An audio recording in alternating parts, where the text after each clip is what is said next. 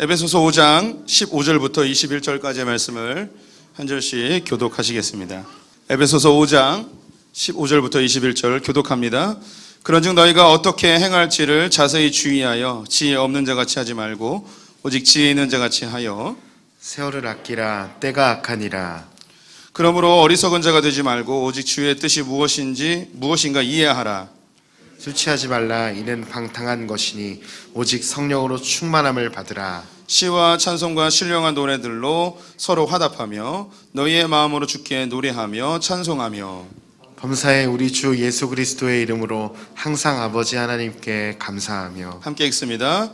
그리스도를 경외함으로 피차 복종하라. 아멘. 오늘은 소풍교회가 추수감사주일로 지키는 날입니다. 보편적으로 11월 셋째 주에 추수감사주일을 지키는데요. 우리는 한국의 계절에 맞추어서 10월 마지막 주를 지키고 있습니다. 이것은 성경에 그 날짜가 정해져 있지 않기 때문에 나라마다 조금씩 차이가 있음을 성도님들이 알아주셨으면 좋겠고요. 저는 다른 어떤 추수감사주일보다도 올해 더욱 감사한 마음이 있습니다. 무엇보다도 내일부터 예배를 50%까지 올 수 있다는 것이 저에게 큰 감사의 제목입니다. 또 두 번째는 오늘 찬양도 그렇고 무언국도 그렇고 모든 세대가 함께 하나님을 경배하고 또 하나님께 드릴 수 있는 시간이어서 너무너무 좋습니다. 또 오늘 아이들과 현장에 오신 분들 또 온라인으로 각각 집에서 온 가족이 함께 예배 드리시는 성도님들 주님의 이름으로 축원드립니다.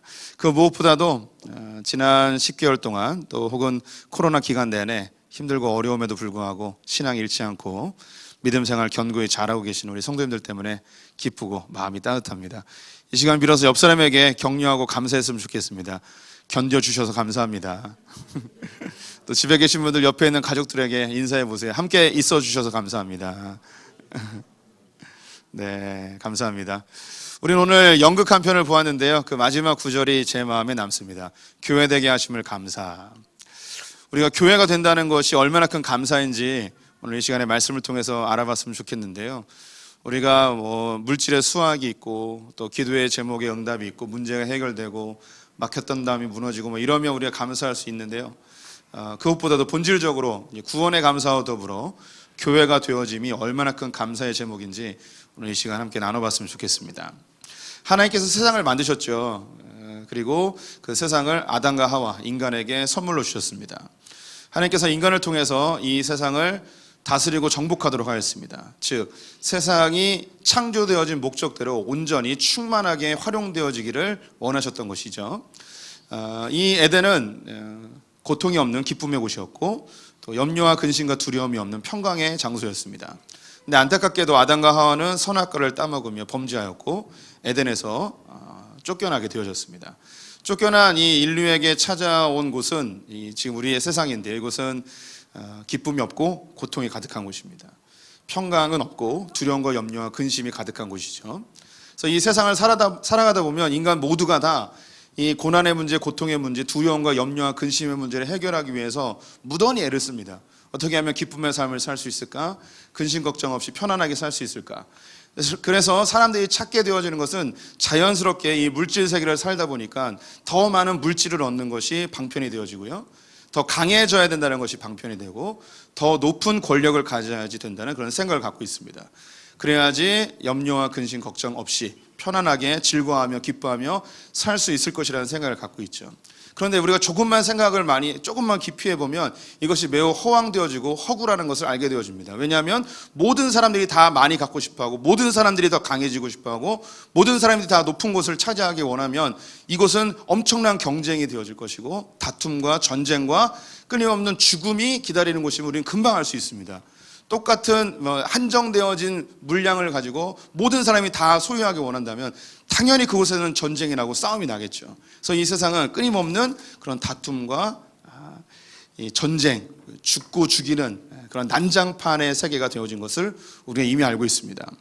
아담의 후예들이 하나님 없이 더 많이, 더 높이, 더 강한 것을 추구하다가 하나님께서 더 이상 그렇게 놔둘 수 없어서 홍수로 세상을 멸망시키게 됩니다.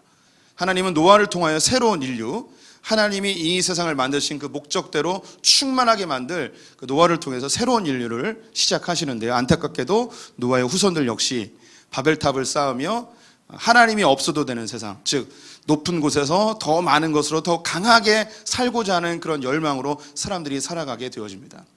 하나님은 첫 번째 인류를 멸망시킨 것처럼 노아의 후손들, 바벨탑을 쌓았던 사람들도 당연히 멸망시켜도 괜찮습니다.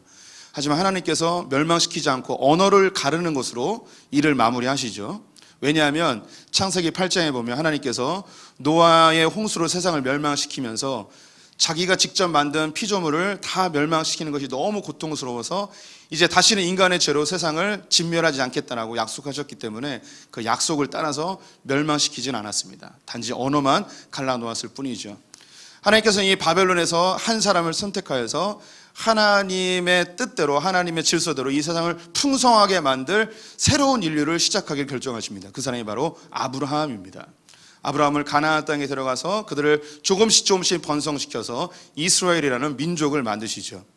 하나님께서 이스라엘을 선택하여서 이 인류 가운데, 모든 열방 가운데 하나님의 백성들이 살아갈 때 얼마나 행복한지, 그리고 얼마나 풍성한지, 얼마나 그들 가운데 찬란함이 있는지, 그리고 그들이 장수하는지를 보여주길 원하셨습니다. 그런데 신기하게도 이스라엘을 선택하여 만나셨을 때는 이스라엘이 가장 낮을 때, 가장 처참할 때, 가장 괴로울 때였습니다. 즉 애굽에 종살이를 하고 있을 때였죠. 400년의 애굽의 생활 중에 상당히 오랜 기간 동안 종살이를 하고 있었는데 종들에게 찾아가 그들을 구원하시며 내가 너희로 제사장 나라 거룩한 백성이 되게 할 것이다 라고 하십니다. 실제로 가장 연약하고 가장 낮고 가장 비천한 이 이스라엘을 선택하셔서 모든 나라들 가운데 하나님의 백성들로 살아가면, 하나님의 질서대로 하나님의 법대로 살면 얼마나 풍성하고 얼마나 장수하는지를 실제로 보이십니다. 구약 이스라엘의 역사가 2000년쯤 되어지는데요, 그 2000년 역사 속에서 중동 일대에 수많은 제국들이 일어납니다. 가장 유명한 게 애굽이겠죠. 바벨론, 아수르, 아람, 페르시아, 페니키아, 수많은 민족들과 수많은 열강들이 일어납니다. 근데 놀랍게도 그 2000년 역사 속에서 제국들이 일어났다가 쓰러지고 일어났다가 쓰러집니다. 세계 최고의 군사력을 갖고 있는 나라들이 일어섰다가 망하고 일어섰다가 망하죠. 그런데 강원도보다 조금 더 크고 경상북도보다 조금 작은 그 이스라엘이라는 나라는 그 놀라운 그 전쟁 틈바구니에서 생존하고 풍성하고 하나님의 나라를 이루어가는 것을 보게 됩니다. 우리 성도님들 좀 그 중고등학교 때 공부를 좀 해보신 분들은 이야기 들었을 것 같은데 세상엔 두 가지의 사상의 흐름이 있습니다. 하나는 헬레니즘이라는 게 있고요, 하나는 히브리즘이라는 게 있습니다. 헬레니즘은 그리스 로마의 바탕을 두고 만들어진 사상의 체계예요. 이것은 이성을 통해서 세상을 아름답게 만들고 풍요롭게 만든다는 사고를 가지고 있죠. 로마 제국을 아시고 그리스 헬라 제국을 아실 겁니다. 전 세계를 다 정복했습니다. 헬라 제국을 만들었던 알렉산더는 더 이상 정복할 땅이 없음으로 인하여서 안타까워했다고 합니다. 그런데 또 다른 한 축이 뭐냐면 히브리즘이라는 겁니다. 히브리즘이 히브리 사람들에게서 나온 사상 체계를 히브리즘이라고 하는 거예요. 제가 종전에 말씀드렸죠. 이스라엘이 어떤 나라인지 강원도보다 조금 커요. 경상북도보다 조금 작단 말이에요. 지금도 인구가 700만 명밖에 안 돼요. 그전에는 더 적었어요. 그런데 세계 최고의 제국을 만들었던 로마 제국과 헬라 제국에서 나온 하나의 사상의 체계와 몇백만 명 되지 아니한 세상에서 가장 작은 나라 중에 하나인 이스라엘에서 만들어진 이 사상 체계, 이 두 가지밖에 없어요. 세상에는. 그 작은 나라가 하나님의 뜻대로 하나님의 법대로 다스려지니까 2000년 역사 속에서 생존하고 있었고 세계 인류 역사의 사상 체계를 만들어 놓은 중요한 한 축으로 형성되게 되어집니다. 이게 가능한 일일까요? 가능하지 않은 일입니다. 이스라엘 사람들이 전 세계를 정복하거나 로마나 헬라처럼 어떤 큰 제국을 이뤘다면 이 히브리즘이라는 성경을 기반으로 한 세상의 사상체계를 만들 수 있었겠지만 가장 작은 나라, 그 나라의 이 사상체계가 어떻게 이 세상의 절반 이상을 차지할 수 있을까요? 불가능한 일입니다. 하나님은 하나님의 질서와 하나님의 법을 사람들이 오해하거나 혹은 첨가하거나 왜곡시키지 아니하도록 66권의 성경으로 확 박아가지고 이스라엘 백성들에게 줬습니다. 그 누구도 빼거나 더하면 안 됩니다. 이 안에 하나님의 질서가 담겨있고 이 성경을 받은 이스라엘 백성들은 이 말씀대로 살 때에 이 세상에서 가장 풍성하고 가장 장수하는 나라로 하나님께 만들어주겠다고 약속하셨죠. 그것은 실제가 되었고요. 근데 시간이 지나면서 이스라엘이 타락하게 됩니다. 다른 나라들처럼 더 강한 나라, 더 부유한 나라, 더 높은 나라가 되고자 하나님의 말씀을 버리게 되어지죠. 하나님께서는 이스라엘도 버리게 되어집니다. 하나님의 질서, 하나님의 법, 하나님의 진리가 이 땅 가운데 이제 육신을 입고 오십니다. 그분이 바로 예수 그리스도이십니다. 그래서 이 예수 그리스도를 통해서 새롭게 빚어진 사람들을 찾아내십니다. 에덴 동산에서 아담을 만드셨듯이, 인류 멸망 가운데 노아를 선택하셨듯이, 바벨 제국에서 아브라함을 선택하셨듯이, 모든 열방 가운데 이스라엘을 선택하셨듯이, 하나님의 그 풍성한 세계를 이 땅 가운데 전파하기 위해서 하나님은 바로 우리 성도님들을 선택하셨습니다. 그리고 우리 성도님들을 한 분 한 분을 모아서 우리의 공동체를 교회라고 이야기하고 계십니다. 우리가 교회로 부름받은 것 별거 아닌 것 같고, 내가 예수를 믿는 게 그냥 예수 믿고 천국 가는 정도로 생각하실 수 있겠지만, 성경은 우리가 교회의 한 지체가 되었다는 건 엄청나게 위대한 일이고, 우리가 상상할 수 없는 엄청난 놀라운 창세 전부터 계획된 일이라고 성경에 기록하고 있습니다. 에베소서 1장 9절과 10절 말씀을 같이 읽어보도록 하겠습니다.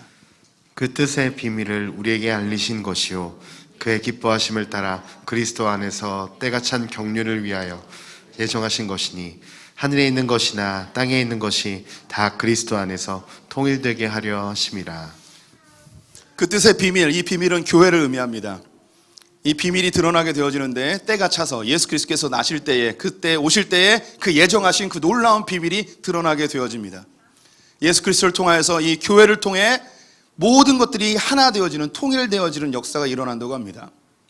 이것은 이스라엘 백성들, 유대인들과 이방인들이 하나 되어지는 것을 포함하여서 우리 성도님들이 지금은 상상할 수 없는 일인데, 남자와 여자가 한 자리에 앉아 있는 것, 이건 몇십 년 전만 하더라도 상상할 수 없는 일입니다. 하나님이 남자와 여자를 만드시고 인류를 만드셨는데, 어느 순간 더 높은 것, 더 강한 것, 더 많은 것을 소유하기를 원하면서 사람들이 계급이 형성되어져서 계층을 나누고 하나 되지 못하였습니다. 다 나뉘어지죠. 그런데 예수 그리스도께서 오심으로, 교회를 만들므로 하나가 되어지는, 통일되어지는 역사가 일어나죠. 저희가 어릴 때만 해도 남자와 여자가 겸상을 하지 않았습니다.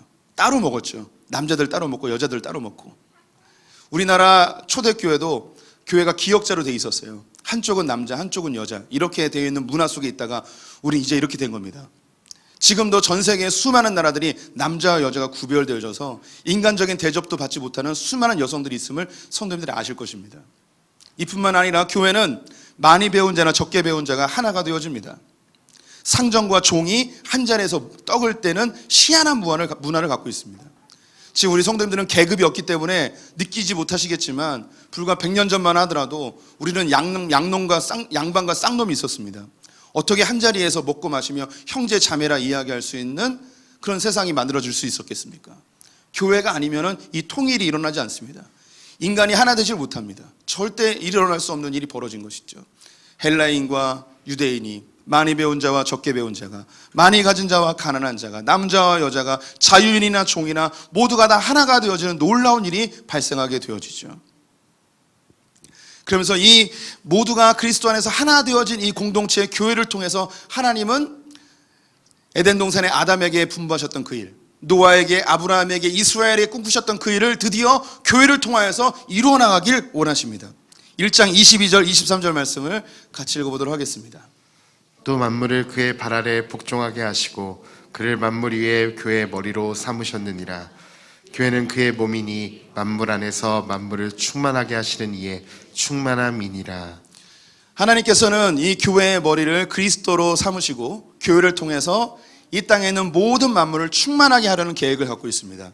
이 충만하다는 것은 어떤 물건을 만들었을 때에 이 물건이 완벽하게, 온전하게 100% 활용되는 것을 충만이라고 이야기합니다. 성도님들이 핸드폰을 사면 대부분 100% 활용을 못하죠. 충만하게 사용을 못하는 거예요. 그때 이게 충만이라는 거예요.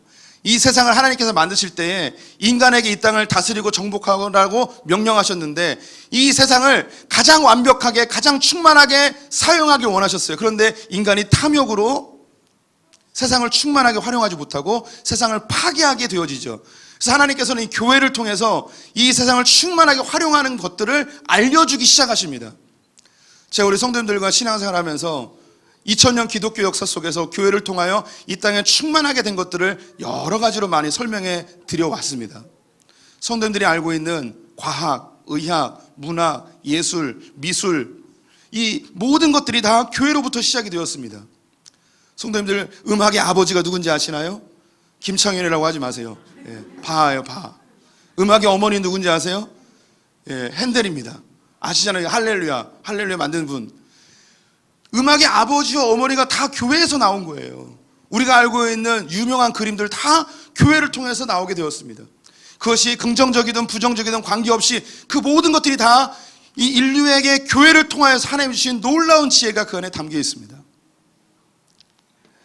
또 우리 성도님들이 몸으로 많이 느끼는 것 중에 이제 민주주의라는 게 있는데, 이것은 우리 성도님들이 좀 이해하도록 성도님들에게 이제 설명을 좀 드리려고 제가 굳이 좀 첨가해 봅니다. 민주주의가 그리스로부터 시작했다고 이야기하는 사람들이 많이 있습니다. 그것은 인류 가운데 교회와 기독교를 통하여서 주어진 수많은 풍성함들을 거부하고 아니라고 이야기하려는 그 인본주의 이성을 중시하는 사람들의 이야기 때문에 그렇게 들리는 거예요. 우리가 지금 보고 있는 이 민주주의는 그리스의 민주주의와 완전히 달라요. 그리스 민주주의는 그냥 도시국가의 작은 사람들이 직접 투표하여서 지도자를 뽑는 직접 민주주의였어요. 근데 우리의 민주주의는 대의민주주의라고 합니다.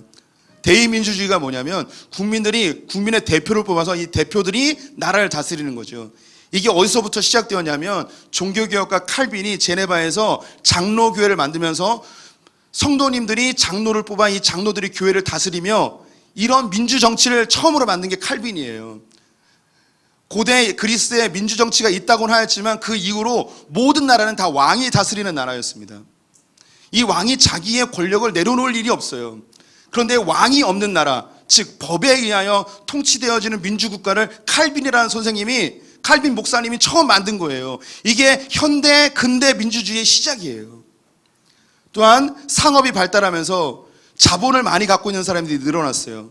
그래서 봉건주의 귀족 문화가 아니고 귀족주의가 아니고 이제 자본주의가 시작되었는데, 돈이 많아지면 사람들을 짐승처럼 여기고 빈부의 격차가 더 심해지고 사람들을 착취하고 적은 금액으로 사람의 노동력을 이용하는 저급한 자본주의로 발전할 수밖에 없어요.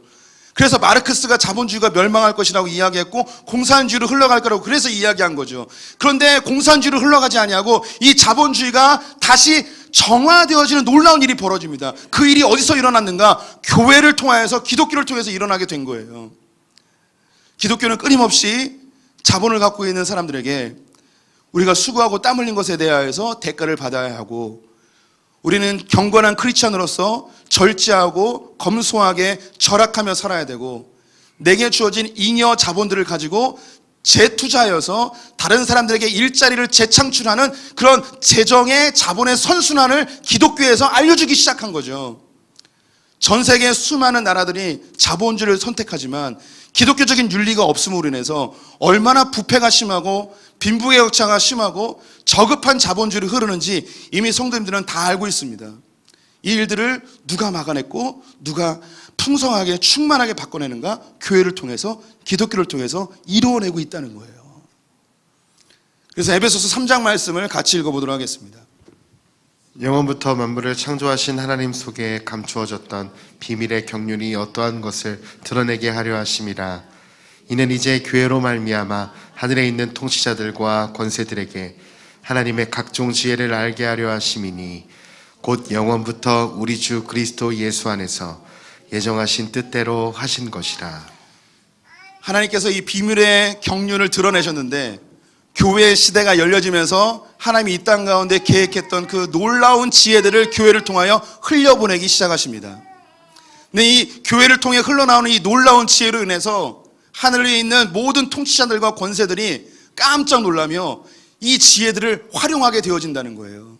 그래서 이 세상의 많은 통치자들과 권세자들이 하나님을 알지 못하고 교회를 다니지 아니함에도 불구하고 교회와 기독교 성경으로부터 흘러나온 이 지혜를 차용하여서 그들이 지금도 활용하고 있습니다. 마치 자기네 거인 것 양 하는 거죠.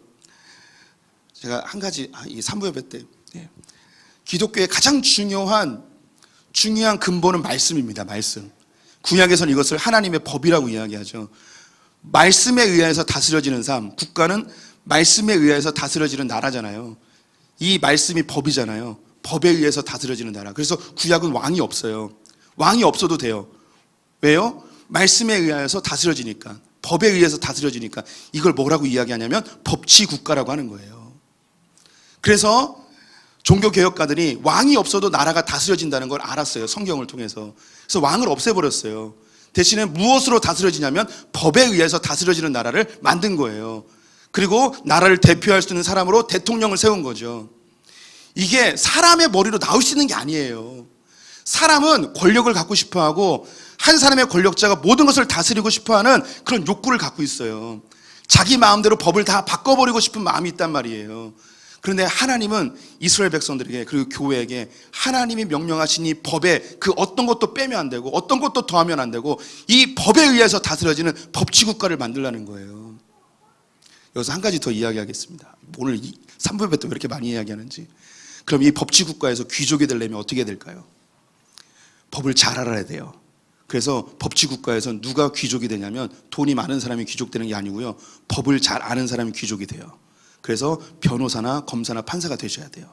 아셨죠? 할렐루야. 예. 그래서 자식들을 어디로 보내야 돼요? 로스쿨 보내셔야 돼요. 소풍교회에서 로스쿨 많이 갔으면 좋겠습니다. 그냥 하는 얘기가 아니고요. 예. 제가 다시 이야기해 드릴게요. 법치국가에서 누가 귀족이 된다고요? 법을 잘 아는 사람이. 변호사, 검사, 판사. 그래서 보세요. 정치인들이 다 변호사, 판사, 그래서 다 되는 거예요. 법치국가이기 때문에. 별 얘기를 다 하네요. 하고 싶은 이야기는 뭐냐? 교회는요, 세상의 복의 통로예요. 우리 성도님들이 알지 못하는 사이에 교회 한 일원이 됐잖아요. 성도님들이 생각하는 것보다 이 교회는 정말 위대한 겁니다. 하나님의 창세전부터 계획했던 그 놀라운 비밀이 이 교회 안에 숨겨져 있고, 이 교회 안에 우리 성도님들이 한 일원이 됐다는 것은 이 세상의 그 어떤 것과도 바꿀 수 없는 엄청난 축복임을 신뢰하셨으면 좋겠습니다. 교회는요, 건물이 아니죠. 교회는 바로 우리 성도님들입니다. 하나님께서는 이 교회를 통해서 새로운 사람들이 계속해서 태어나길 원합니다. 건강한 사람이 건강한 사람을 낳듯이 교회가 건강해져야지 또 다른 사람들을 낳을 수가 있어요. 우리가 너무 이른 나이에 아이를 낳거나 그리고 몸이 불편한 가운데 아이를 낳으면 아기가 건강하게 자라지 못하잖아요. 그래서 하나님은 이 교회들마다, 즉 우리 성도님들마다 그리스도의 장성한 분량에 이르기를 원하고 계세요. 그래서 그리스도의 장성한 분량에 이르는 것, 신앙이 성숙하는 것, 믿음이 성숙하는 것, 이런 이야기를 하면 자연스럽게 성도님들이 무슨 생각하냐면 교회 열심히 다니고 봉사 열심히 하고 헌금 많이 하고 교회 생활 잘하고 뭐 이런 것을 믿음의 성장의 과정이나 우리가 그리스도의 장성한 분량에 이르는 것으로 생각할 때가 있습니다. 매우 종교적으로 생각할 때가 있죠. 그래서 이렇게 착각할 수 있기 때문에 인간은 그렇게밖에 흘러갈 수 없는 뇌 구조를 갖고 있고 DNA를 갖고 있기 때문에 바울 선생님이 에베소에서 교회가 성장한다는 것, 그리스도의 장성한 분량에 이른다는 것이 무슨 뜻인지 성경에 기록해 놓았어요. 그래서 4장 말씀 같이 읽어보도록 하겠습니다. 너희는 유혹의 욕심을 따라 썩어져가는 구습을 따르는 옛사람을 벗어버리고 오직 너희의 심령이 새롭게 되어 하나님을 따라 의와 진리의 거룩함으로 지으심을 받은 새 사람을 입으라. 그리스도의 장성한 분량에 이른다는 것, 믿음이 성장한다는 것은 무슨 의미냐?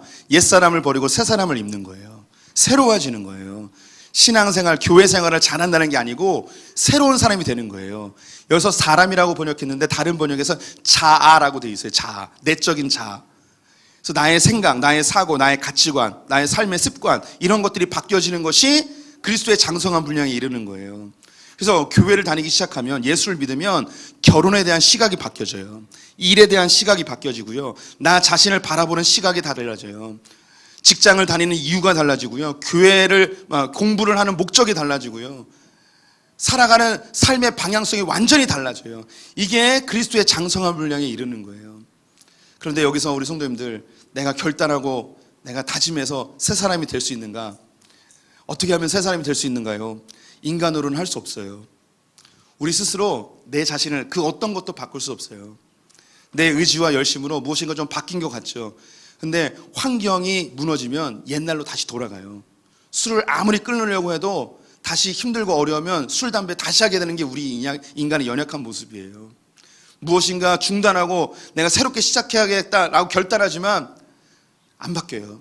내가 다시는 내가 마누라하고 안 싸우겠다라고 하는데, 내가 다시는 남편에게 바가지를 안 긁겠다 하는데, 또 그 녀석, 그 사람이 또 나를 긁으면 또 나와요. 어쩔 수 없이. 그래서 성경은 우리 스스로 할 수 없음을 우리에게 알려주면서 한 가지의 방법을 알려주고 계세요. 그게 뭐냐면, 술 취하지 말라. 이는 방탕한 것이니 너희는 성령의 충만을 받으라 라고 합니다. 성령의 충만을 받으라는 거죠. 여기 술 취하는 것과 비교해서 사용하고 있는데, 술 취하는 것이 성령의 충만한 것과 유사성이 많이 있어요. 우리 성도님들 평소에 굉장히 용기가 없는 사람이 술을 먹으면 굉장히 담대해지는 사람 있잖아요. 너무 담대해져서 기찻길로 막 이렇게 들어가는 그런 남자들도 있더라고요. 뭐 횡단보도에서 그냥 누워있는 사람도 있고 막 그러더라고요. 너무 용감해지는 거죠. 평소에는 말도 잘 못하는 사람이 술만 먹으면 말을 그냥 천상주수처럼 하는 사람이 있습니다.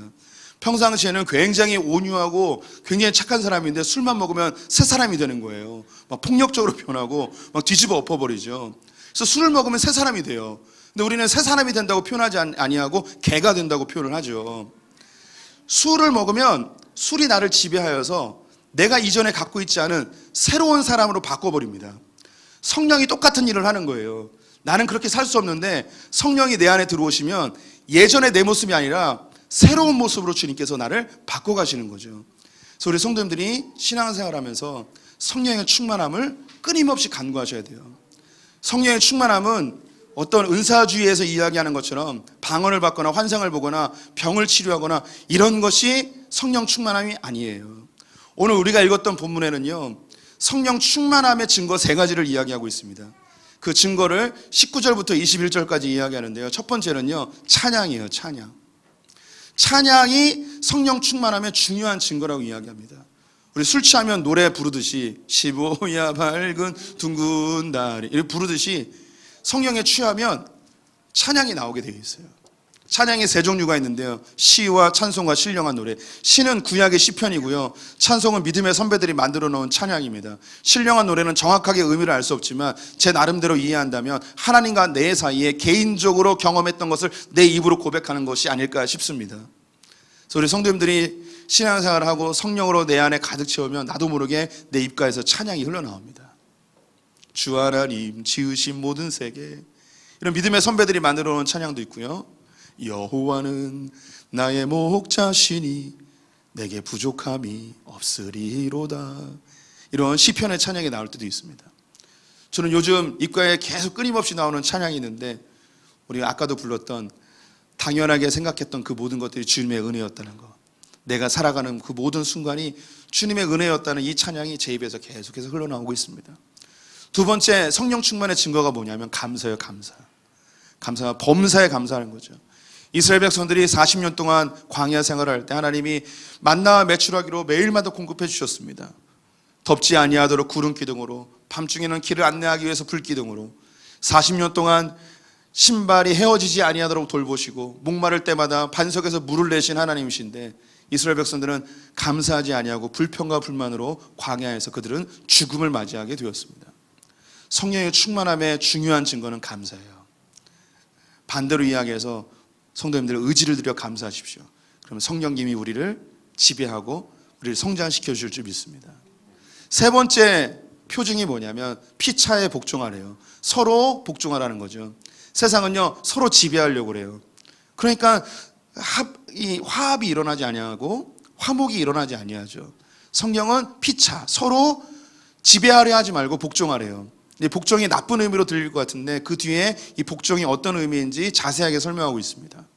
남편은 아내를 사랑하고, 아내는 남편에게 순종하고, 자녀는 부모를 공경하고, 부모는 자녀를 노엽게 하지 아니하고 말씀과 교훈으로 훈계하고, 직장에서 종들은 상전들에게 보이나 보이지 않거나 하나님 앞에 충성하듯 열심히 일을 하고, 상전들은 종들을 위협하지 아니하고 그의 일한 것에 대한 마땅한 대가를 지불해주는 그런 아름다운 모습이 성령 충만함의 모습이라고 이야기하는 거예요.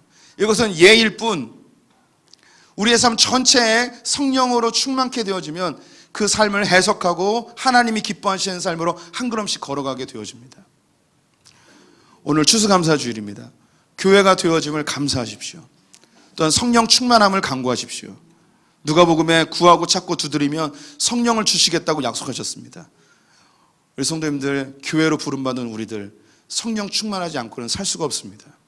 성령 충만함의 중요한 증거, 찬송과 감사와 서로 존귀히 여기며 복종하는 것입니다. 감사가 넘치는 분들, 찬송이 넘치는 분들 되셨으면 좋겠습니다. 그런 의미에서 감사가 담긴 찬송 한 장 하기 원합니다. 모든 것이 은혜, 함께 찬양하겠습니다.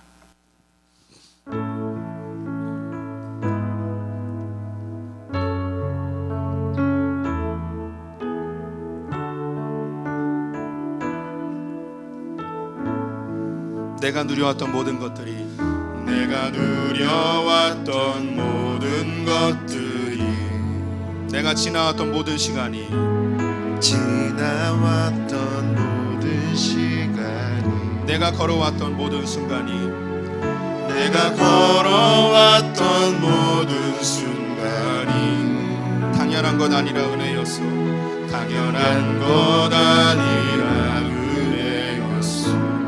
아침 해가 뜨고 저녁에 노을, 아침 해가 뜨고 저녁에 노을, 봄의 꽃향기와 가을의 열매, 봄의 꽃향기와 가을의 열매, 변하는 계절의 모든 순간이, 변하는 계절의 모든 순간이 당연한 것 아니라, 당연한 것 아니라 은혜였소. 모든 것이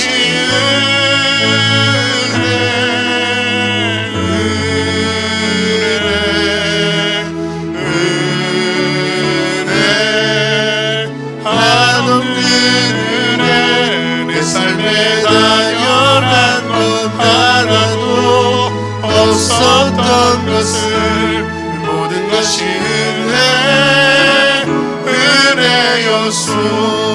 내가 이 땅에 태어나 사는 것, 내가 이 땅에 태어나 사는 것, 어린아이 시절과 지금까지 어린아이 시절과 지금까지 숨을 쉬며 살며 꿈을 꾸는 삶, 숨을 쉬며 살며 꿈을 꾸는 삶, 당연한 것 아니라, 당연한 것 아니라 은혜였소. 내가 하나님의 자녀로 살며, 내가 하나님의 자녀로 살며 오늘 찬양하고 예배하는 삶, 오늘 찬양하고 예배하는 삶, 복음을 전할 수 있는 축복이, 복음을 전할 수 있는 축복이 당연한 것 아니라, 당연한 것 아니라 은혜였소. 모든 것이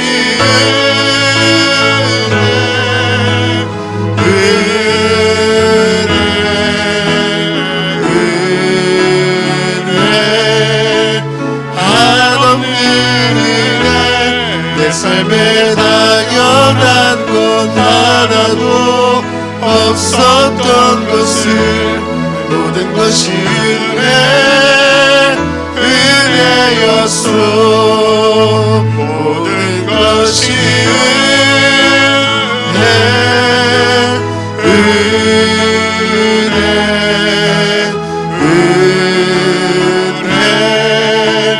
한없는 은혜. 내 삶에 당연한 것 하나도 없었던 것을 모든 것이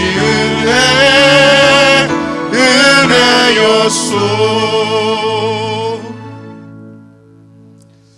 하나님, 우리의 삶에 당연한 것이 없음을 고백합니다. 주님의 순간순간 우리에게 은혜 주셔서 이곳까지 왔음을 고백합니다. 또한 그 무엇보다도 우리를 교회의 한 일원으로 불러주시니 감사합니다. 교회를 통해서 이 땅이 충만케 되어지는 통로로 삼아주시니 감사합니다. 교회를 존귀히 여기며 교회를 사랑하며 또 성령으로 성장하는 자들 되게 하여 주시옵소서. 주님을 찬양하며 감사하며 부부관계 속에서, 자녀관계 속에서, 직장 내에서 성령 충만한 자로 피차 복종하는 삶 살게 하여 주시옵소서. 지금은 우리 주 예수 그리스도의 은혜와 하나님 아버지의 무한하신 사랑과 성령의 교통하심이 주의 교회로 부름받은 것에 대하여 감사하며 성령으로 충만하여 찬양하고 감사하며 복종하기로 살기로 결정한 소풍의 모든 성도들 가운데, 우리의 자녀들 가운데 북에 있는 형제 자매들과 열방의 선교 사람들을 위해 지금부터 영원토록 함께 있을지어다.